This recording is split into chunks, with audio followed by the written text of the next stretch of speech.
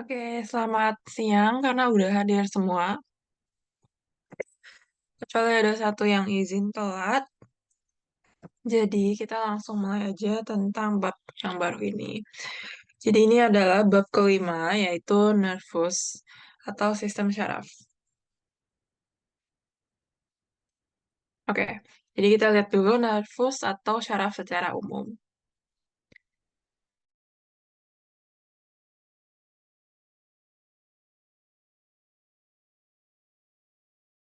Saat SMA syaraf, ini bentuk secara general syaraf.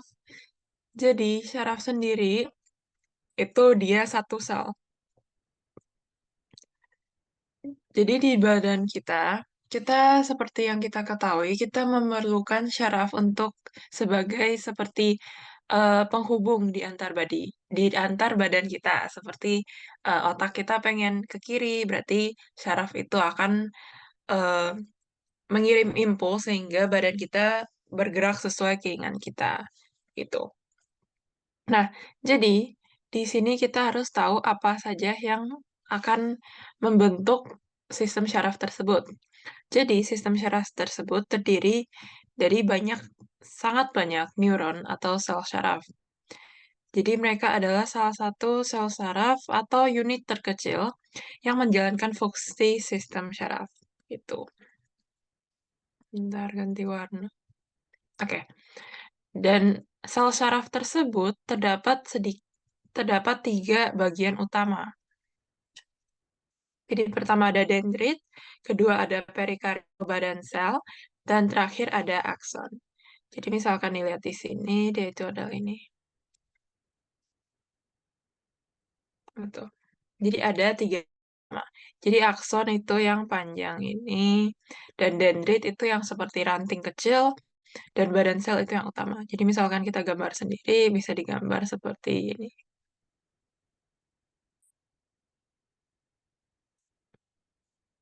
Gitu. Nah, dendrit dia itu adalah pembentukan penjuluran sitoplasma. Jadi bisa dilihat di gambar, dia itu warnanya sama sama badan sel dan dia fungsinya untuk menerima impuls dari sinaps menuju ke badan sel. Jadi arah impulsnya seperti ini, masuk. Dan badan sel itu dia dapat menerima impuls terus meneruskan, ini ada sedikit typo, ke akson. Jadi akan diteruskan seperti ini. Dan untuk akson, dia itu adalah penjuluran sitoplasma lagi yang berfungsi meneruskan impuls dari badan sel menuju ke sinaps. Gitu. Jadi contoh seperti ini. Jadi ini yang ungu sel, yang biru adalah satu sel saraf lagi. Jadi misalkan ada impuls dari kepala. Jadi seperti ini, dia akan masuk ke dari dendrit, dia akan masuk ke perikarion atau badan sel. Dan dari badan sel dia akan lanjut ke akson gitu. Nah, dan di antara akson dan dendrit, bentar, gini, dan di antara akson dan dendrit, jadi ini kan akson terminal, dan di sini adalah dendrit. Dia itu akan ada ini banyak synaptic bulb dan synaptic. Jadi synaptic bulb itu yang bulat ini, dan vesikelnya itu yang berisi sangat banyak ini neurotransmitter. Jadi kayak gelembung-gelembung yang berisi bahan-bahan kimia atau yang kita sebut sebagai neurotransmitter tersebut begitu. Jadi dia akan merilis sangat banyak neurotransmitter ke reseptor-reseptor sehingga informasinya dapat diantar eh, ke seluruh tubuh begitu. Jadi ini adalah struktur saraf secara general. Nanti kita akan lihat lebih dalam lagi. Jadi pertama kita lihat dulu ada jenis neuron. Jadi jenis neuron yang utama ada 4. Jadi pertama ada unipolar. Jadi uni kan artinya satu. Jadi bisa dilihat ini aksonnya cuma ada satu. Dan untuk bipolar kan dua. Jadi aksonnya ada dua. Dan ini eh dia itu ada pseudo unipolar. Jadi dia sebenarnya eh kenapa dia namanya pseudo unipolar? Dia seperti cuma ada satu, tapi ternyata dia bercabang menjadi dua. Jadi seperti dia bohong. Pseudo artinya palsu gitu. Dan juga ada multipolar. Jadi multipolar dia itu eh bisa dilihat di sini. Jadi dia mempunyai banyak dendrit dan aksonnya yang ini begitu. Jadi bedanya apa? Jadi pertama ini, jadi jenis-jenis neuron tersebut itu eh, terdapat di banyak di seluruh berbagai tubuh gitu. Jadi beda bagian tubuh itu jenis-jenis neuronnya beda gitu. Jadi untuk pertama, neuron unipolar dan pseudo unipolar itu biasanya terdapat di neuron embrional. Embrional jadi saat masih di tahap embrio begitu. Dan selanjutnya untuk neuron bipolar itu terdapat di reseptor sensorik. Jadi reseptor sensoriknya itu hmm, biasanya terdapat di mukosa hidung kayak untuk penciuman, terus ada untuk penglihatan di mata juga bisa begitu. Dan untuk ini, untuk neuron multipolar itu biasanya di sistem saraf pusat, seperti otak dan juga medula spinalis. Nah, kenapa mereka memiliki banyak banget eh apa namanya? Banyak banget dendrit itu karena mereka kan harus menerima sangat banyak impuls dari berbagai daerah tubuh. Sehingga itu mereka harus ya banyak tempat untuk mendapat infonya begitu. Oke. Terus ada ini. Oke, jadi keulangi yang ini. Jadi kadang kan aneh kayak ini kan tampaknya tidak ada apa namanya dendrit gitu. Jadi cara dapat infonya gimana? Nah, jadi hmm, cara dia menerima impuls syarafnya tanpa ada dendrit itu dia jadi di sini kan ada perikarionnya atau badannya. Jadi eh, dia itu biasanya dijumpai selain di neuron embrional kan untuk pseudo unipolar. Dan untuk unipolar itu biasanya ditemukan di hewan arthropoda atau di apa namanya insek, di serangga begitu. Jadi dia emang lebih berbeda. Jadi dia terimanya kayak dari tetap dari perikarion ke akson, cuma dia tidak seefektif yang lain karena kurang ada begitu. Nah, dan untuk pseudo unipolarnya itu gimana? Jadi bisa dilihat di sini. eh jadi salah satu itu akan menerima begitu. Jadi ini kan sensory reseptor. Jadi dia dapat menerima begitu.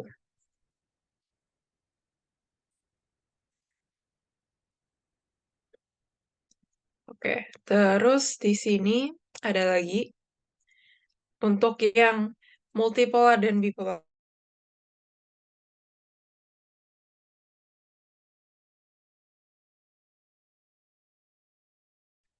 Karena yang dibentuk oleh sel sel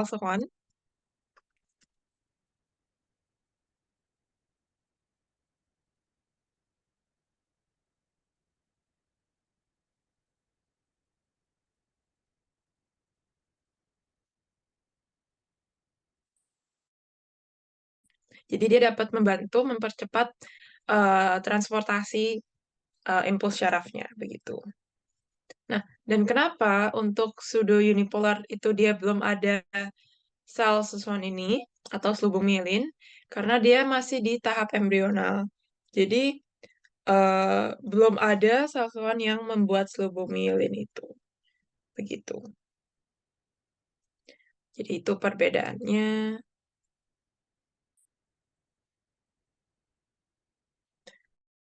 Dan ini adalah pembagian susunan syaraf. Jadi, di sini ada, jadi sistem syaraf kita ada 3. Bisa dibagi menjadi 3 macam begitu. Yang utama tetap namanya sistem syaraf. Dan dari sini kita bisa lihat eh, nama-nama yang berbeda. Jadi sistem syaraf pusat, bahasa Inggrisnya central nervous system, ini peripheral dan juga autonomous. Jadi ini sebenarnya bahasa Indonesia sama bahasa Inggris doang. Dan ini adalah komponen-komponennya yang kita akan lihat di slide selanjutnya.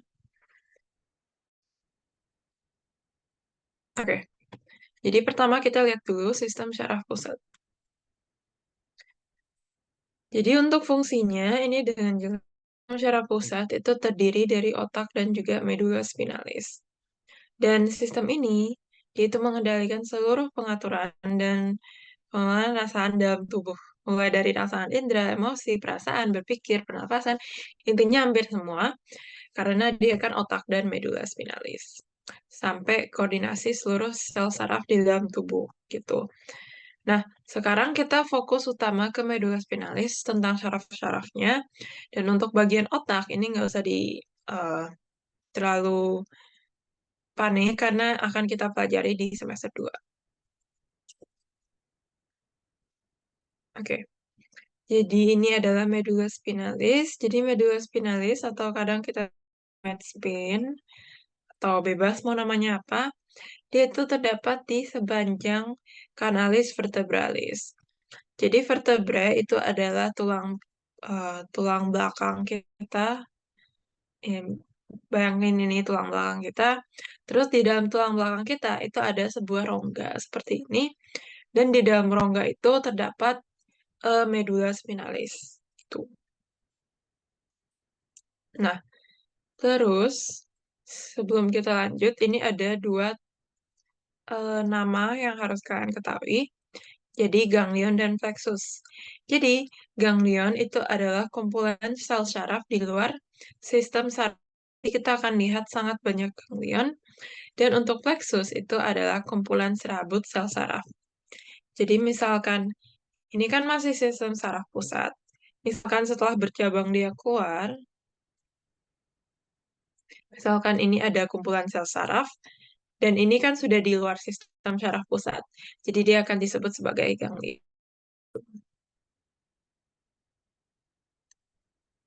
Oke, nah medula spinalis sendiri disambung ke otak pada bagian oblongata. Jadi medula oblongata itu bagian ini, dan ini adalah medula spinalis atau spinal cord. Jadi intinya eh, sebelum medula spinalis masuk ke otak, dia itu akan ada lalui ini, medula oblongata. Dan medula spinalis sendiri itu dia ada 3 lapisan, yaitu dura mater, arachnoid, dan juga pia mater. Jadi ini pia mater, arachnoid, dan juga dura mater. Nah, cara hafalinnya sebenarnya lumayan gampang. Jadi kan mater di luar dan ini arachnoid di tengah. Dan durameter dia itu lebih keras. Jadi yang abu-abu ini untuk melindungi medula spinalis. Dan selanjutnya itu di sini medula spinalis sendiri itu terdiri dari 2 bagian. Jadi yang di bagian luar itu berwarna putih. Ini karena gambar ya, jadi warna pink. Tuh, jadi ini warna putih yang disebut sebagai substansia alba. Jadi alba artinya putih. Dan di luar, sorry, yang di dalam ini merah karena efek gambar berwarna abu atau abu-abu. yang disebut sebagai substansia grisea atau gray matter. Grisea artinya abu-abu. Dan bentuknya H, jadi bentuknya H seperti ini, atau seperti kupu-kupu. Oke. Nah, terus kita lihat secara detail bagian-bagiannya. Jadi, ini adalah bentukannya. Ini udah lebih tepat ya. Jadi, ini yang abu-abu, ini yang putih. Tuh. Jadi, di sini dia ada 5 bentukan utama. Jadi, kita lihat dari sini, dari yang dorsal. Jadi, radix dorsalis, radix itu seperti cabang. Jadi, di sini bisa lihat, itu dia ada cabang. Jadi, walaupun dia terletak di tengah tulang punggung kita, tapi misalkan kalian pernah makan eh, tulang rusuk, tulang iga begitu, kan bisa dilihat di antara tulang-tulang itu kayak ada lubang-lubangnya. Atau misalkan kalian pernah ke lab Unvet, kan ada tulang punggungnya. Itu di antara setiap tulang itu akan ada gap-gapnya untuk keluar cabang-cabang kecil seperti ini. Gitu.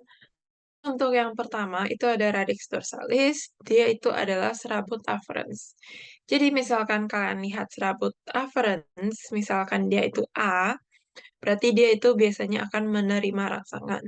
Jadi dia akan menerima rangsangan dari hampir semua bagian tubuh. Jadi ada somatosensorik, otot tubuh, anggota gerak, dan juga organ visceral. Jadi sorik itu seperti mata, hidung, telinga, yang bagian sensor. Dan untuk anggota gerak itu ya gampang jari tangan, tangan, kaki gitu. Dan organ visceral ada em, organ dalam seperti paru-paru, lambung gitu-gitu. Jadi misalkan ada impuls, dia itu masuk dari saraf luar, masuk ke dalam medula spinalis yang akan diterima di cornua dorsalis yang mengandung sel saraf sensoris. Jadi dia masuk ke sini, terus lanjut ke tengah, yaitu cornua intermedius. Jadi alurnya itu seperti ini. Jadi ini, ini secara normal gitu. Nah, setelah sel saraf sensoris itu dia akan masuk ke sel saraf otonom. Jadi misalkan ini sistemnya refleks otonom, nanti di slide selanjutnya kita akan bahas lebih lanjut. Dia itu akan lewat cornua intermedius. Yang ini yang utama kalian tahu kira-kira lokasinya di mana. Dan untuk kornea itu mengandung sel saraf motorik. Jadi misalkan di sensor kita, aduh kita lihat ada bola yang mau eh, ditendang ke kita. Jadi setelah kita masuk impulsnya, kita akan otomatis kita akan menghindar. Jadi itu di mana impuls motorik akan keluar untuk anggota gerak kita. Dan itu dilalui oleh serabut efferents. Jadi misalkan lihat E, berarti itu dia exit, keluar impulsnya. Nah, jadi ini ada gambar yang sangat memusingkan. Ya, kita bareng. Oke, jadi pertama, semua impuls itu akan masuk dari radix dorsalis dan keluar dari radix. Ini lumayan gampang. Jadi ini kita blok aja ya, yang semuanya sama. Jadi semuanya pasti masuk ke radix dorsalis, cornua dorsalis, substantia alba. Radix dorsalis, cornua dorsalis, substantia alba. Radix dorsalis, cornua dorsalis, substantia alba. Ini misalkan yang bingung bisa lihat sambil lihat gambar di slide sebelumnya gitu. Nah, setelah itu baru akan ada terjadi proses yang sedikit berbeda antar semua. Jadi, bentar mau ganti warna ini. Jadi ini adalah perbedaannya.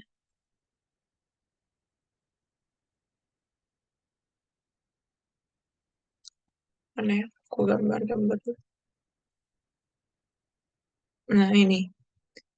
Jadi, misalkan yang pertama, oke. Jadi misalkan yang pertama itu gerak sadar. Jadi gerak sadar itu gerak seperti kita mau jalan kaki, kita mau menari atau apa. Jadi biasanya itu setelah masuk impulsnya, setelah itu langsung ke otak. Dan setelah otak berpikir, iya aku mau, dia itu akan kembali lagi ke substansi alba, terus impulsnya akan dikirim keluar melalui corticalis dan juga radix ventralis. Jadi ini dia itu yang paling apa ya, paling bisa kita pahami lah, gitu. Nah, untuk yang otonom atau refleks visceral, jadi contoh lambung kita. Setelah kita makan kan lambung harus bekerja, nggak bisa ditahan aja. Jadi, itu akan terjadi gerak tidak sadar atau refleks visceral. Cuma ada satu tambahan step lagi, yaitu cornua intermedius yang membantu mengatur eh, refleks visceral. Refleks visceral begitu. Dan terakhir ada refleks somatis.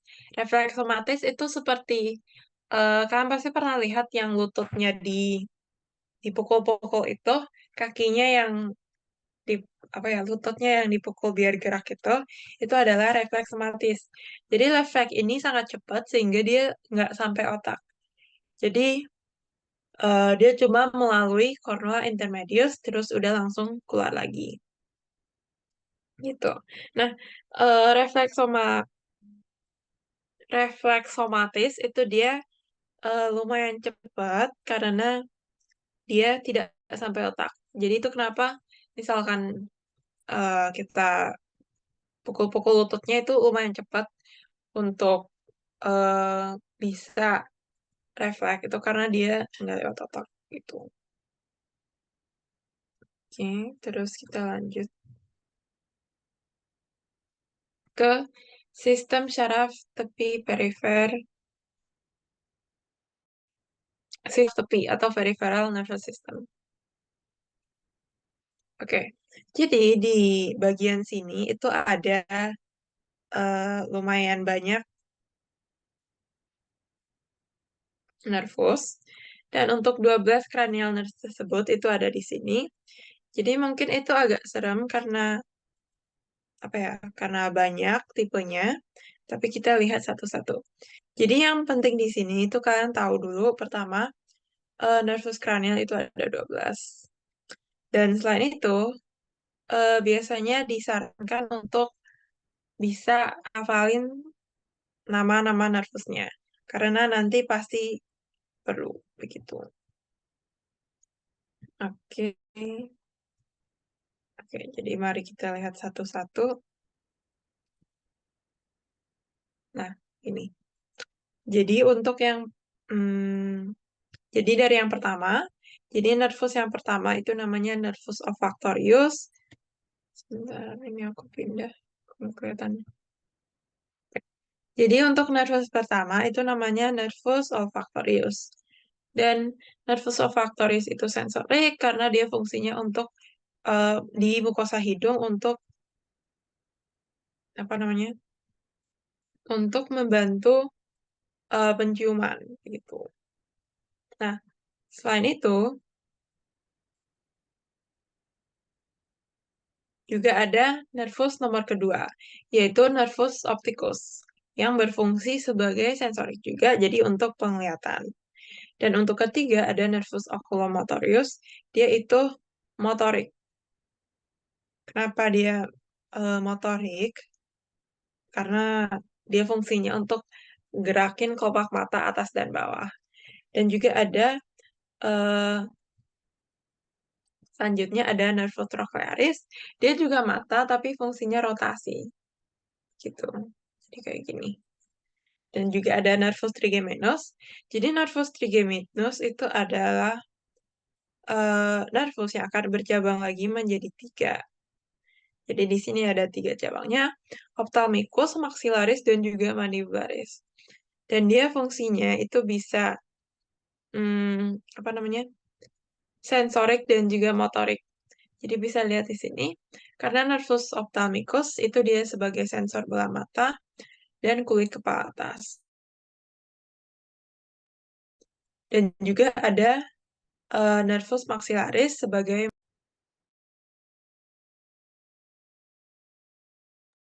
Dan juga ada nervus maxillaris sebagai motor dan sensor rahang atas, palatum, dan hidung. Dan nervus pandibularis itu inervasi rahang bawah dan juga lidah. Dan selain itu, juga ada nervus abducens yang fungsinya motorik. Jadi dia itu untuk menggerakkan mata.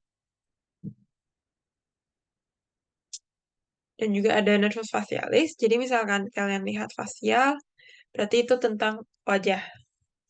Dan vestibulocochlearis, jadi untuk sensorik pendengaran dan seimbangan. Dan juga ada glosopharynx, itu lidah dan tonsil. Nervus vagus itu bisa digabung sebagai vasosimpatikus, jadi untuk organ visceral. Jadi bisa dilihat dia itu panjang banget sampai usus besar. Dan terakhir, ada aksesorius dan juga hipoglossus. Fungsinya itu motorik, jadi untuk aksesorius itu untuk di leher, dan untuk hipoglossus itu di lidah. Em, jadi sebelum kita masuk, jadi itu ada lagu untuk menghafalkannya. Mungkin kalian sudah tahu atau belum tahu itu nggak apa-apa. Nanti kita lihat gitu. Oke. Nah, untuk eh, secara spesifik, cara bedain dua nervus yang sama, contohnya kita lihat dulu.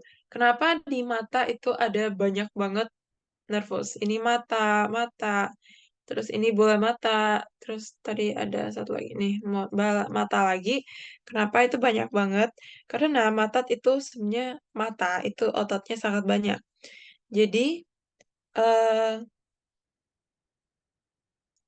jadi untuk pergerakan mata yang sangat kompleks itu kita memerlukan banyak nervus untuk membantu koordinasinya begitu. Nah, selain itu mungkin kalian bisa lihat di sini ada syaraf yang selain menjadi sensorik, dia juga bisa menjadi motorik. Nah, kenapa bisa dia ada kayak dua fungsi? Karena untuk nervus kranial dia itu seperti nervus yang utama begitu. Jadi dia itu lumayan besar.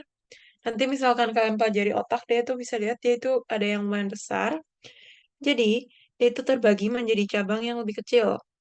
Ada sabut cabang yang bertugas sebagai prima rangsangan, ada juga yang bertugas sebagai eh, penghantar rangsangan begitu. Jadi semuanya itu dapat bekerja bersama. Nah, untuk menghafalkannya sebenarnya itu ada eh kayak lagunya begitu. Nanti teman-teman kalian juga akan pelajari. Jadi ini sebentar. Oke, jadi aku nyanyiin dulu. Oke, jadi untuk hafalannya ada kayak gini. Jadi olfactorius, opticus, oculomotorius, trochlearis, trigeminus, abducens facialis, vestibulocochlearis, glossopharynx, nervus vagus, accessorius, nervus hypoglossus. Begitu. Nah, misalkan kalian mau nambahin cara-cara area bagian tubuhnya juga bisa. Jadi seperti ini. Oke, aku agak malu tapi seperti ini. Jadi untuk aku mulai lagi ya. Jadi olfactorius, opticus, oculomotorius, trochlearis, trigeminus. Trigeminus itu tiga, jadi kayak tiga gitu. Terus abducens facialis, vestibulocochlearis, glossopharynx, nervus vagus, accessorius, nervus hypoglossus. Gitu. Jadi bisa dipikir-pikir sendiri sih cara eh, urutannya sama cara nyanyinya begitu. Tapi intinya itu cara nyanyiin lagunya dan ini aku harap bisa dihafalin karena kedepannya ini tetap diulang-ulang terus gitu. Dan nanti ke depannya nggak bakal ditulis full gini, bakal ditulis kayak nervus nomor 3. Nah, kalian harus ingat gitu. Oke, kita lanjut. Untuk fungsinya ini bisa dibaca lagi sendiri. Intinya, eh, Kalau misal masih belum terlalu paham, belum terlalu hafal satu persatu itu nggak apa-apa, tapi intinya tahu dulu. Misalkan trochlearis dia itu ke mata, oculomotoris ke mata, itu minimalnya. Oke, terus untuk struktur nervi spinalis. Jadi, eh, tadi kan kita sempat bahas medula spinalis. Sekarang kita lihat syaraf-syaraf yang keluar dari apa namanya? Dari medula spinalis tersebut. Itu. Karena kita udah mulai bahas sistem syaraf yang tepi. Jadi dia kan harus ke tepi. Jadi dia akan mengeluarkan cabang seperti ini. Nggak sejelek ini, tapi intinya seperti ini. Nggak ada yang ke atas ya, sorry. Ini. Oke. Jadi di sini bisa dilihat ada beberapa ramus. Jadi pertama ada ramus dorsalis, itu yang ini. Di sini juga ada. Nah, namanya kan ramus dorsalis, jadi dia itu ke sisi dorsal. Jadi orientasinya ini sisi dorsal atau bagian punggung hewan. Ini bagian perut hewan. Ini perut atau ventral itu.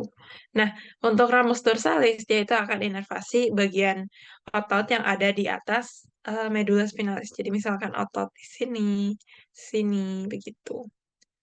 Atau otot epaksial. Dan untuk ramus ventralis dia itu ke bawah yang besar ini karena bisa dibayangin di di manusia juga kan lebih banyak otot yang ada di depan atau di bawah tulang belakang daripada yang di atas gitu.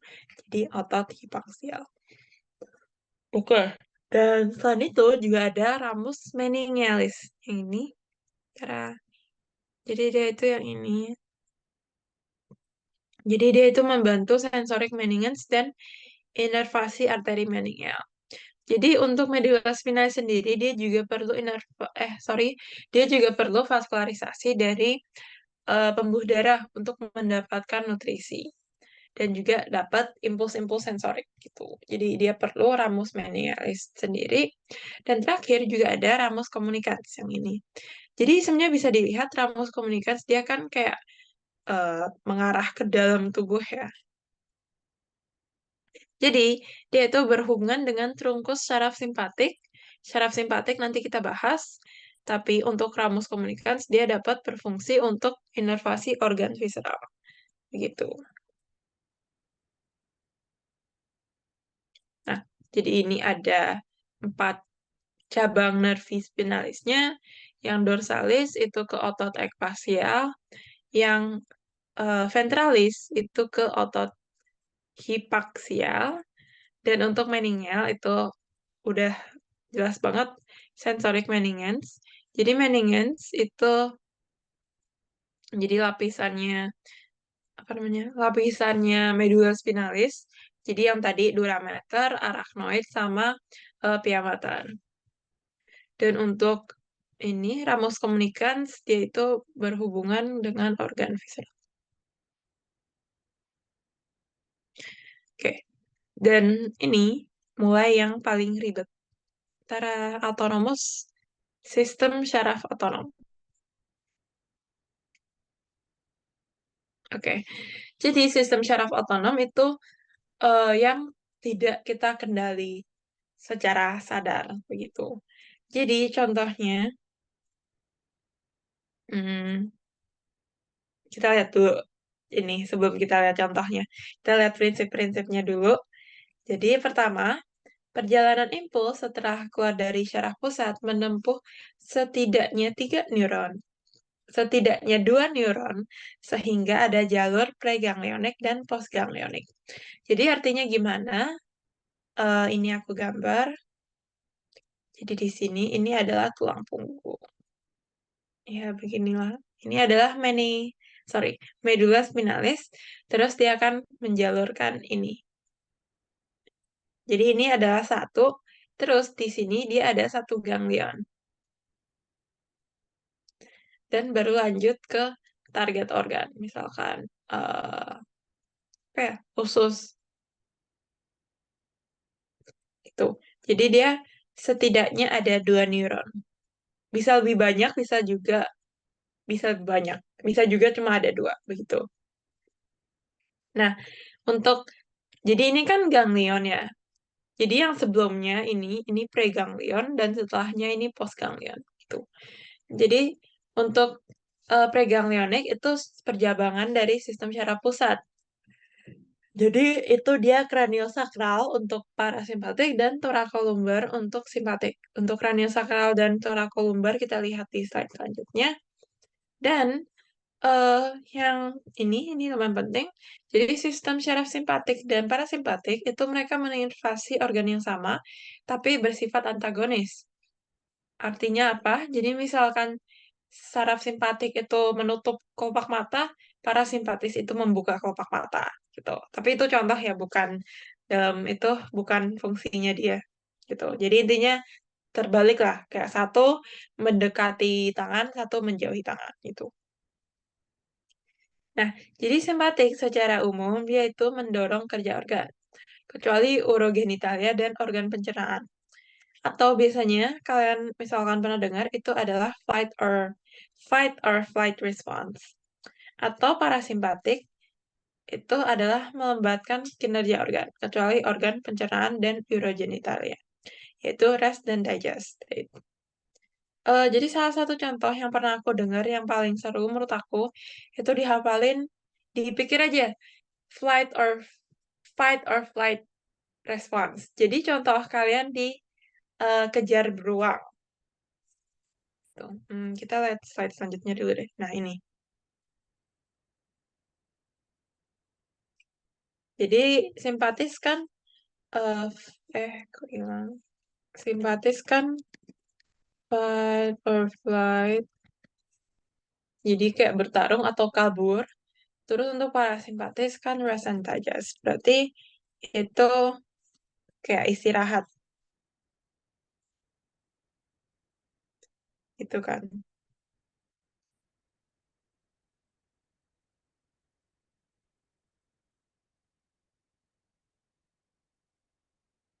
Oke. Nah, di sini kita bisa lihat. Jadi kalian bayangin aja, misalkan kalian sekarang dikejar beruang. Beruang. Apa sih? Beruang. Nah, gitu. Jadi kalian kan harus kabur. Nah, untuk kabur kalian harus mata kalian kan pasti kaget. Jadi matanya dibuka untuk lari. Terus pembuluh darah konstriksi, jantung meningkat denyut agar lebih banyak darah dipompa. Dan nah, kalian sekarang kan mau kabur. Ngapain eh pencernaan kalian jalan? Kayak kita sekarang utamakan kabur kan. Jadi ini dia akan menghambat. Dan itu kenapa misalkan kita kaget kadang pipis. Karena vesika urinaria ini kantung kemih, dia itu akan relaksasi gitu. Dan juga ada pankreas, itu karena kita lagi utamakan kabur dari beruang, jadi dari pankreas itu juga menghambat dulu sekresi enzim-enzim pencernaan. Dan ini medula glandula adrenalin itu dia dapat memproduksi norepinefrin. Gitu. Jadi gitu aku hafalinnya. Nah, kebalikannya, misalkan kalian udah sampai tempat yang aman, kalian mau istirahat, rest dan digest, pupil mata kalian sudah bisa menutup. Dan pembuluh darah itu mulai dilatasi atau pembuluh darahnya melebar, jadi tensinya turun. Dan untuk jantungnya itu memperlambat denyut. Nah, karena kan sudah santai, jadi mulailah perencanaan, terus mulai simulasi vesika urinaria dan juga meningkat sekresi pankreas. Gitu. Jadi ini perbedaannya antara simpatis dan parasimpatis secara umum. Nah, di belakang itu ada contoh lagi. Ini. Oh ya, sebelum contoh kita lihat dulu yang susah. Ini. Kakak mau Jadi, nanya bentar ya? neuron simpatik Oh ya. dan juga parasimpatik. Neuron kan sel syaraf ya. Jadi kita lihat dulu ada sel syaraf apa aja. Jadi, pertama, Akson preganglionik itu biasanya pendek dan juga bermielin. Jadi ini. Jadi ini somatic nervous system beda sama autonomic nervous system gitu ya. Jadi biasanya eh sel saraf itu kan cuma ada satu, langsung ke target organ kayak gini. Jadi dia langsung ke eh, target organ seperti apa namanya otot.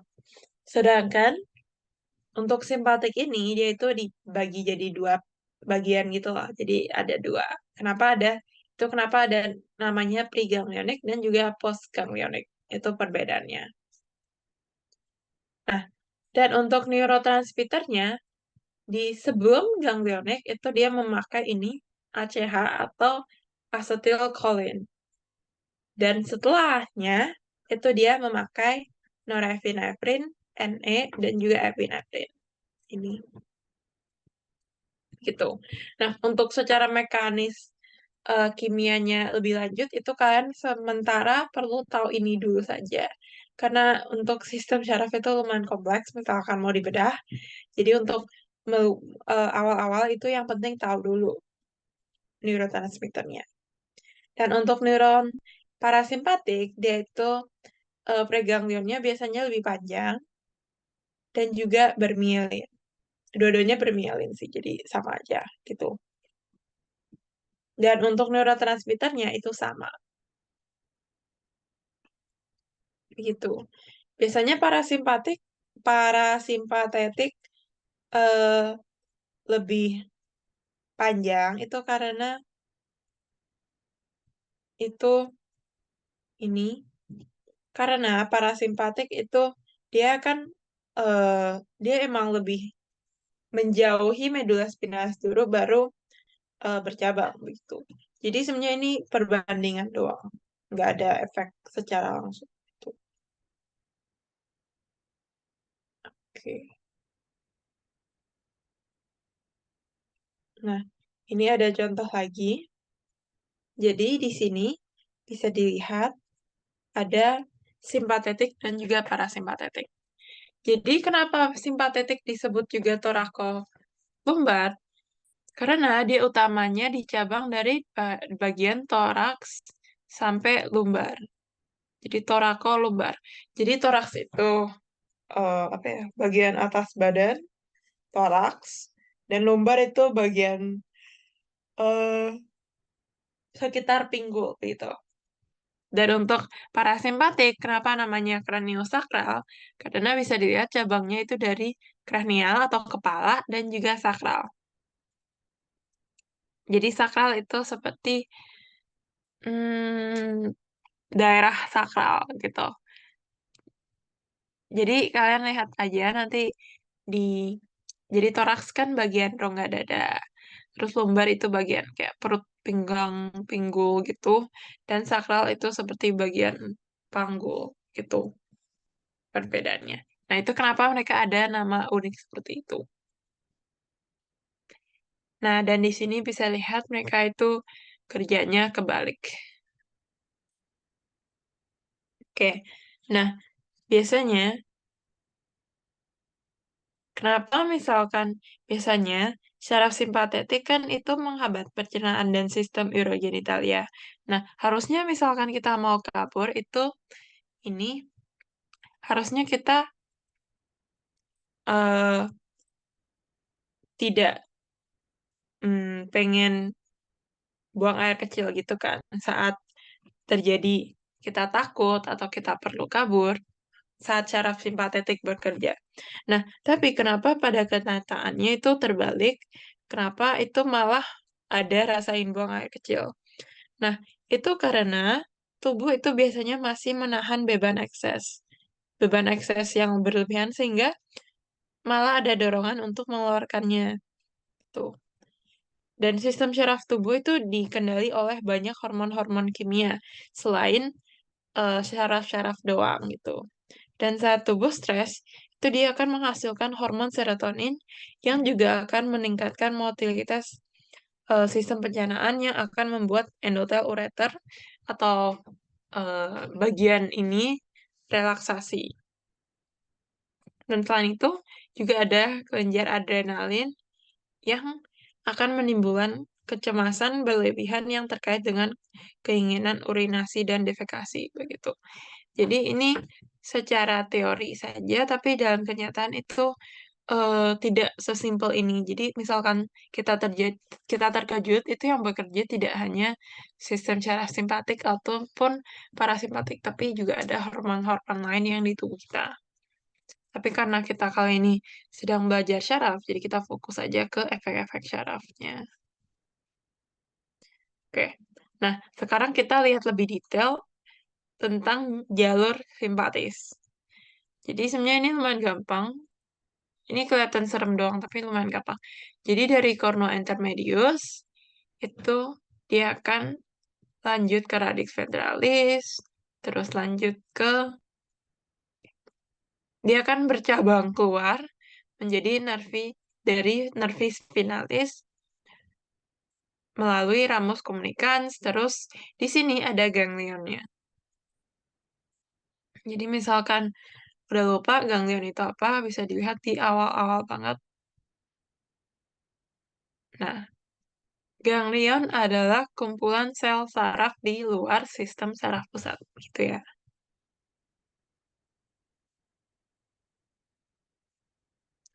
Dan juga ada trunkus simpatikus. Nah, jadi eh, trunkus simpatikus itu apa? Jadi trunkus simpatikus ini itu dia adalah kumpulan sinaps. Jadi ini adalah kumpulan selnya, ini adalah kumpulan kayak jari-jarinya gitu.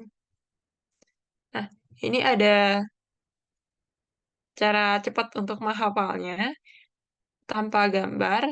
Jadi sama dari radix ventris, dia akan keluar menjadi nervus dari spinalis, terus bercabang menjadi ramus communicans.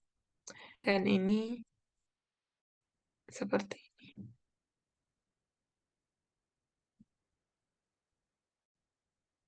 Dan dia akan bercabang menjadi trunkus sympathicus paravertebrale. Jadi trunkus sympathicus paravertebrale itu apa? Jadi dia adalah kumpulan sinaps dari neuron simpatik. Dan dia akan lanjut ke neuron postganglionik dan lanjut ke organ target. Seperti ini. Jadi emang ini agak serem, tapi ya kita lihat bareng-bareng. Jadi, setelah keluar dari medulla spinalis, dia akan menjabang menjadi sebanyak itu. Dan ya kita lihat satu-satu. Jadi ini adalah nama-nama ganglion yang ada di tubuh hewan. Ada yang kita punya juga, karena kita lumayan sama sih kadang.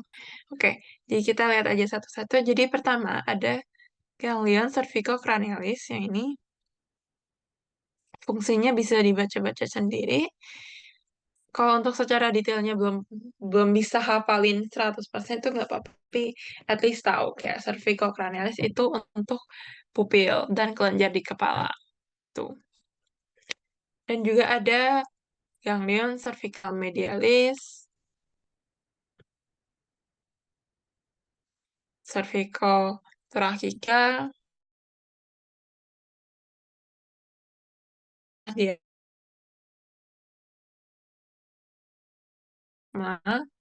jadi ini kan udah masuk mesenterica cranialis, renal dan gonadal, dan juga mesenterica caudalis. Jadi ini untuk kita bisa bayangin aja sih ada ganglion apa aja dan kira-kira ke organ apa aja.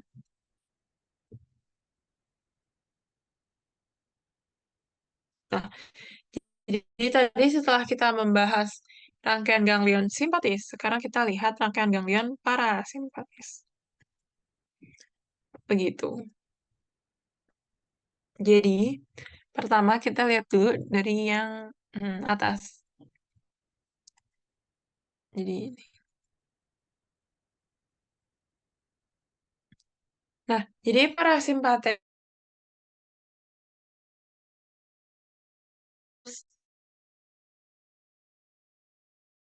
dari kranial.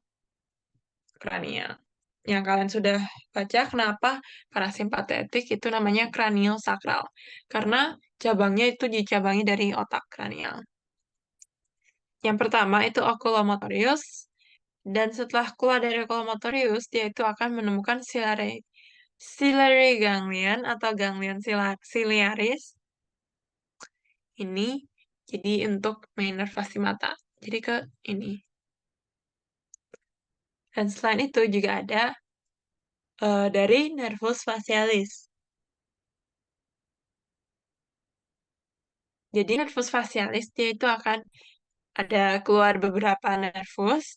Yang pertama dia itu akan ke pterygopallatina ganglion yang fungsinya ini, dan juga ada yang ke mandibular ganglion yang fungsinya ini. Jadi di sekitar mulut. Pterygopallatina itu sekitar mata hidung, dan mandibular itu di sekitar mulut rahang. Dan juga ada glosopharyngeal yang akan dilewat yang akan bercabang dan lewat ke optic ganglion, dan itu akan lanjut ke zygomatic gland sama parotid gland. Jadi ini adalah glandula ini, atau ini juga ada. Ini sebenarnya dua gambar yang mengilustrasikan hal yang sama, cuma beda apa ya? Beda cara menggambarnya gitu. Jadi bisa dilihat sendiri. Tapi ini lumayan penting karena saya ingat aku di ujian suka nanya kayak em, apa ya? Kayak otak ganglion itu akan menginnervasi apa gitu. Seingat aku. Nah, selain itu juga ada satu lagi yaitu nervus vagus atau vagosimpaticus. Nah, jadi ini lumayan panjang.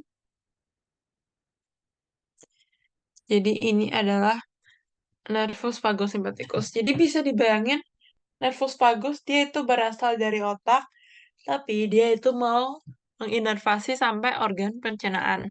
Jadi dia itu adalah satu nervus yang sangat panjang, begitu. Ini. Dan setelah dia, jadi dia itu yang ini ya. Jadi dia itu ada kiri kanan nervus vagus. Jadi kebanyakan nervus dia itu ada satu pasang. Karena kan misalkan ke mata, mata kan dua, telinga kan dua gitu. Jadi biasanya nervus itu satu pasang. Jadi ini left karena dia itu lihat yang sisi kiri, begitu ya. Nah, jadi setelah dia bercabang ke sini, dia akan membagi menjadi dua. Jadi pertama yang ada di dorsal dan kedua yang ada di ventral. Jadi untuk yang dorsal itu dia inervasi gaster, gaster itu lambung, lien, hepar, liver, vesika vilea, kantung empedu, dan juga pankreas. Dan untuk yang ventral itu ke bagian lebih kaudal lagi dari pencernaan atau lebih anal lagi, yaitu usus halus, cecum, dan juga kolon. Tuh. Nah, terakhir banget setelah yang kranial, kan dia kranial sakral. Jadi ini yang sakral. Jadi yang sakral lumayan sama. Jadi dari corno intermedius dia itu akan keluar menjadi darah menjadi bawah sakral dan juga ke nervus pelvis yang akan berpisah-pisah menjadi plexus dan juga ganglion di sekitar pelvis. Dan untuk alur ini dia itu dibantu oleh nervus hypogastricus dan juga nervus pudendus. Jadi nervus pudendus itu nervus yang inervasi sistem reproduksi pada hewan. Ini tampak karena dia fungsi sekitar nervus semester atau mungkin sendiri bahwa di sekitar sini itu akan dibantu oleh nervus juga nervus.